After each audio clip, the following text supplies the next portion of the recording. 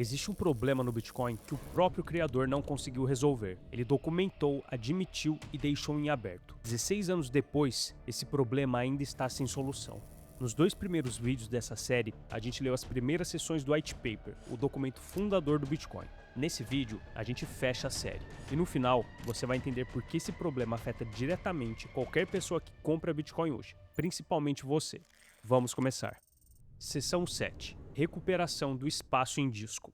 Essa seção resolve um problema que, se não tivesse solução, tornaria o Bitcoin insustentável num longo prazo. Satoshi começa assim: uma vez que a transação mais recente de uma moeda está enterrada sobre blocos suficientes, as transações gastas anteriormente podem ser descartadas para economizar espaço em disco. Traduzindo o que ele quis dizer, cada transação que acontece no Bitcoin fica registrada na blockchain. Desde o bloco Gênesis, de janeiro de 2009, até hoje, são mais de 800 mil blocos. São bilhões de transações que já aconteceram na rede. Se cada computador da rede precisasse guardar cada byte de cada transação que já aconteceu, guardar um histórico da blockchain do Bitcoin, ou seja, rodar um nó completo, exigiria um hardware cada vez mais absurdo. Não tem como. Com o tempo, só grandes empresas e governos conseguiriam manter o histórico dessa rede. E aí, você voltou para a centralização. Satoshi já tinha pensado nisso em 2008. Brabo. A solução usa uma estrutura chamada árvore de Merkle. A dificuldade já começa no nome, mas calma que eu vou te explicar. O hash das transações é feito em uma árvore de Merkle, e apenas a raiz é incluída no hash do bloco. Blocos velhos podem ser compactados, removendo galhos da árvore. Tá, vamos lá. Pensa numa árvore genealógica ao contrário. Na base estão todas as transações do bloco. Elas vão sendo combinadas em pares, subindo até restar um único número no topo. Satoshi chamou esse número de raiz de Merkle. Ela representa todas as transações, mas ocupa pouquíssimo espaço. Quando uma transação já foi gasta, ou seja, o dinheiro já mudou de mão e nunca mais vai ser referenciado, você pode deletar os dados detalhados dessa transação e guardar só a raiz de Merkle no início do bloco. Você perde os detalhes da transação, mas você não precisa dele. Deixa eu te explicar. Lembra do hash? Qualquer alteração num bloco anterior muda tudo. Se o bloco já foi validado, o hash já está fixo. Se alguém tentar mexer em qualquer transação antiga, o hash muda e todos os outros hashes seguintes também. Então, toda a cadeia depois desse que foi mudado se quebra. A raiz de Merkle funciona pelo mesmo princípio. Ela é a prova de que nada foi alterado, pois se tivesse sido, toda a cadeia na sequência iria se quebrar. E o início de cada bloco é minúsculo. O cabeçalho de um bloco com nenhuma transação seria cerca de 80 bytes. Se supormos que blocos são gerados a cada 10 minutos, são 4.2 megabytes por ano, 80 bytes por bloco.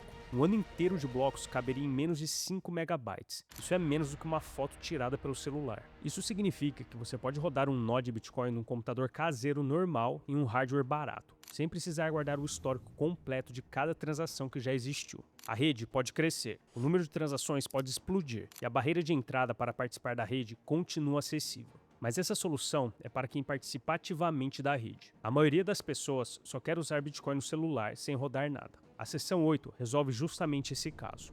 Essa seção é bem curta e complementa a anterior. Eu vou te explicar ela em um minuto. É possível verificar os pagamentos sem executar um nó de rede completo. Um usuário só precisa manter uma cópia dos cabeçalhos do bloco da cadeia com a prova de trabalho mais longa. Ele chamou isso de verificação de pagamento simplificada. Imagina que você tem uma carteira de Bitcoin no celular. Ela não baixa a blockchain inteira, seriam centenas de gigabytes. Ela guarda só os cabeçalhos dos blocos, aqueles 80 bytes que vimos antes. Quando uma transação aparece no seu app como confirmada, o que aconteceu por baixo foi isso. Sua carteira verificou que o hash daquela transação está dentro de um bloco válido na cadeia mais longa, usando a prova de Merkle, sem precisar baixar o bloco inteiro. Sem isso, o Bitcoin seria coisa de servidor corporativo. E seção 8 completa. Te falei que era rápido. Até aqui, Satoshi resolveu o problema de como guardar e verificar. Agora, vem algo que afeta toda a transação que você já fez ou vai fazer. Seção 9. Combinando e dividindo o valor. Essa seção também é pequena, mas foi nela que nasceu um conceito extremamente importante. Nas palavras do próprio Satoshi, versão brasileira. Apesar de ser possível manipular as moedas individualmente, seria pesado fazer uma transação separada para cada centavo numa transferência. Pensa comigo, imagina pagar R$ 50 para alguém usando moedas de 1 centavo. É possível? Sim. Mas é viável? Não se você não quiser apanhar. E é exatamente isso que essa seção resolve. Combinar múltiplas entradas em uma única transação, como se fosse juntar várias moedas de 1 centavo e criar uma nota de R$10, por exemplo. E no Bitcoin é justamente isso que acontece. Uma transação pode ter múltiplas entradas, várias moedas menores que você junta e múltiplas saídas. Uma, por exemplo, para o destinatário e uma de volta para você.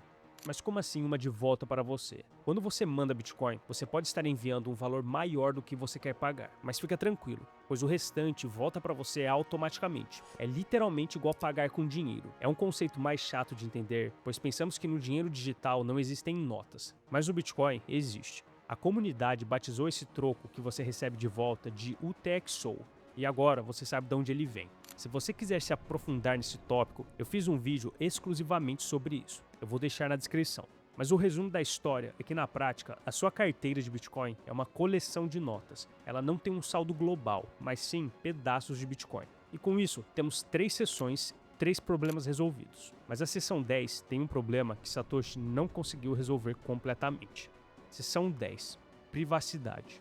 Satoshi resolveu o gasto duplo, resolveu escalabilidade, resolveu incentivos, mas teve uma coisa que ele não controlava e que compromete algo que qualquer usuário de Bitcoin deveria se preocupar. Começando pelo que está escrito no white paper.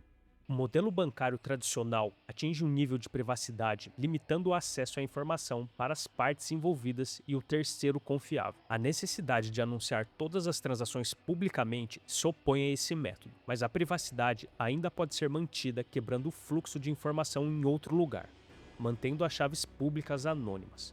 O raciocínio de Satoshi era simples. Mesmo com todas as transações sendo públicas, ninguém saberia que aquele endereço é seu, sem nome e sem CPF atrelado a ele. Só uma sequência de letras e números. Isso era verdadeiro em 2009, quando você minerava Bitcoin direto no computador e nunca precisava se identificar para ninguém na rede. Mas aí vieram as exchanges. Para a maioria das pessoas que querem comprar Bitcoin hoje, é preciso criar uma conta em corretora, enviar CPF, selfie, comprovante de residência, tudo. A Receita Federal exige a declaração. A exchange sabe quem é você. E a exchange sabe para qual endereço de Bitcoin você mandou o dinheiro. A partir daí, qualquer transação que você fizer com aquele Bitcoin é rastreável. Satoshi, sabendo que qualquer um poderia conectar um endereço a uma identidade e rastrear todo o histórico, ele já recomendava uma saída.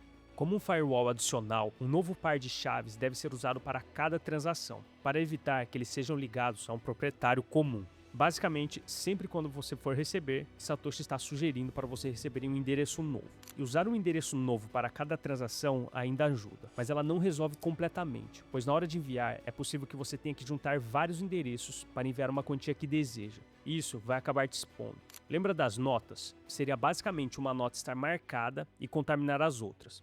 Esse foi um dos motivos que nos anos seguintes a comunidade desenvolveu o CoinJoin, a rede Liquid, carteiras com maior privacidade nativa. Mas isso é assunto para um outro vídeo. E com isso, a gente fecha a sessão 10. A sessão 11 você já viu no vídeo anterior. Vamos agora fechar o white paper. Sessão 12. Conclusão. Propusemos um sistema de transações eletrônicas sem depender de confiança. Começamos com um framework habitual de moedas feitas de assinaturas digitais que fornece um forte controle de propriedade, mas é incompleto sem uma maneira de evitar o gasto duplo. Para resolver isso, propusemos uma rede peer-to-peer usando prova de trabalho para gravar um histórico público de transações que rapidamente se torna computacionalmente impraticável para um atacante mudar se nós honestos controlarem a maioria do poder de CPU. 3 vídeos resumidos na frase acima. E ele termina assim. Os nós podem sair e voltar da rede quando quiserem, aceitando a corrente de prova de trabalho como prova do que aconteceu enquanto estavam fora. Pensa no que isso significa. Qualquer pessoa em qualquer lugar do mundo pode desligar o computador, sumir por meses, voltar e a rede vai estar lá, sem precisar de ninguém para manter o acesso. O Bitcoin está funcionando desde o bloco Gênesis, minerado em 3 de janeiro de 2009. E você acabou de revisar o white paper inteiro do Bitcoin, um documento que propôs uma alternativa ao sistema financeiro global e que funcionou. Isso não significa que o Bitcoin não tem riscos. Ele tem, mas os riscos que existem não estão no protocolo, estão em como as pessoas usam o que Satoshi construiu. Se você quer se aprofundar em privacidade, autocustódia, plataforma sem KYC, carteiras físicas, o link do mestre do Bitcoin está aqui na descrição. E se você ainda não assistiu os 2 primeiros vídeos dessa série, clica aqui e começa do começo. Te vejo lá.